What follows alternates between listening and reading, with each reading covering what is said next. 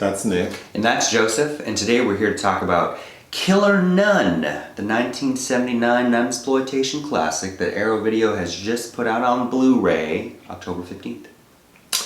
I didn't know anything about this film, and you handed me the disc.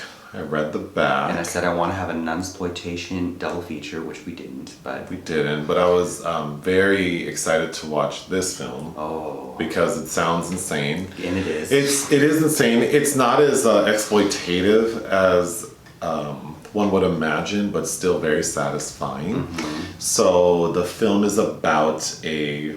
Sister Gertrude. Played by Anita Ekberg. Who looks like Rebecca Gayheart. Or Fergie or Mila Jovovich. All three of those ladies come to mind. All together, yeah. And Anita Ekberg notably had a large bosom that's hidden in this. But she was the one famously who was in the Trevi Fountain in La Dolce Vita with the kitten. Okay. Fellini's film. But anyway, Sister Gertrude is part of like a hospital. Yeah, she works because they have hospital. patients. Mm-hmm. And she is having episodes of like... What'd you call this? Withdrawal? So there's an issue because she had a surgery. She had a brain tumor removed. Full head of hair though. Yeah, a very full head of hair with lots of highlights. Somehow. Who has become addicted to morphine. Mm-hmm. She's experiencing episodes of like... hysteria, maybe? Yeah. She seems confused. She's repressed. She needs sex. She needs a lot of things. She needs a lot of things. She has plenty of eye makeup, though.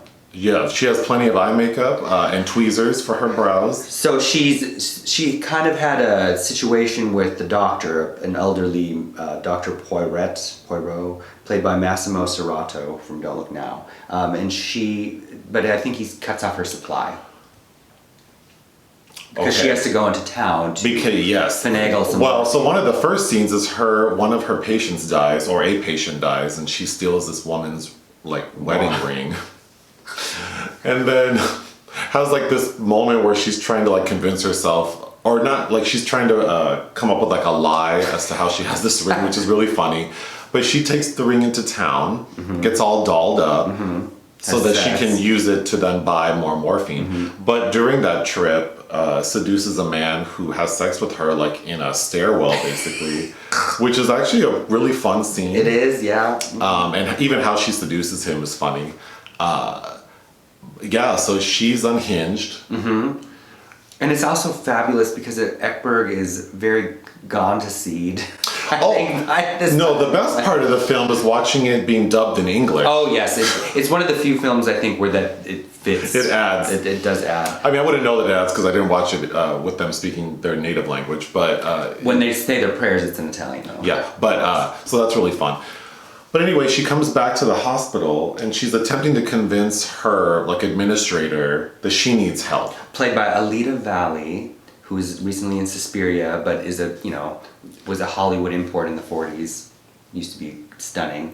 So she's telling them, I need help. I need to be admitted to the hospital. There's something wrong with me. And that begins her killing spree, which isn't as sensational as the trailer or the cover of the film. No, I think this film was tried to be marketed as a giallo, and it's very light for what you'd expect from those films. Sure, but she kills several people, is also having a lesbian love affair with her roommate, Sister Mathieu, played by Paola Morra, who is in... who has corpulous breasts. Yes, and stained teeth. And stained teeth and... a large bush. Copious pubic hair. Was also in another nunsploitation classic, Behind Convent Walls, directed by a favorite of mine, the Polish Valerian Borowczyk, who did Le Bête, or The Beast. Okay, oh yes. That's a good one. So the story is kind of like all over the place and whatever. It's silly. But the best part is Anita Ekberg. Just the eyes, and I think the fact that she's wearing is it called a habit? The habit, yeah. Right, she's wearing the nun's habit, so really the focus is on her face and her eyes. Triangle of her face. She just has these severe, like, eyebrows. And she could be Lady Gremlin. Yeah, she really could be. But her act, and we don't hear her voice because it's dubbed in English, but just her, like, reactions to things and really amusing. Oh, yes. Really I think maybe when she screams, that might be her voice. I'm not Maybe, sure, but I was thoroughly entertained. Oh yes, the score I love, Alessandroni, very jarring, a bit all over the place, but trying to be Morricone, I guess. This was the second and last film directed by Giulio Berruti, and it's so sad because what else could he have done? This is excellent. Lou Castel, who's in Bellocchio's Fist in the Pocket, is a crippled patient in this as well. That's notable. And then one of Warhol's muses, a very what was I gonna say? He's a doctor. He's the replacement doctor because Ekberg comes back and has Dr. Poiret fired for ineptitude. And knowing who he was when I saw him, I fully expected him to have like a nude sex scene, and there isn't one. Joe Dallesandro. Joe Dallesandro. So I thought that was interesting. Like they just have this like handsome, hunky doctor who's kind of just like playing like a doctor, like. Well, he does seduce. Well, Sister Metu seduces him, which causes Sister Gertrude to question her lesbianism. But we don't see them act on it. Well, we kind of do, but we don't see him nude. Table. Yeah, no. Like he's still in his clothes. Just see his pants. So I thought that was interesting, but they didn't use this guy who's known for being like a nude model. Which makes me think that the director was trying to do something kind of serious. They didn't have. Yeah, that's what I was going to say. So this film is very interesting because it is very campy and kind of over the top, but then it isn't like making fun of itself. No, it takes itself very seriously, which is why like all the great camp films like Mommy Dear, Showgirls, they are films that were meant to be something else. But yeah. So yeah, I really like. Yeah, released in 1979, so that Giallo was already was past its prime by far. So they're all becoming these directors making hybridized films, and it very much feels like that. Especially if you do watch other nunsploitation films, this is not nearly as sleazy as some of the shit I've seen. One of the bonus features is a video essay by a woman whose name I don't recall. Kat Ellinger. Okay, yeah. Good.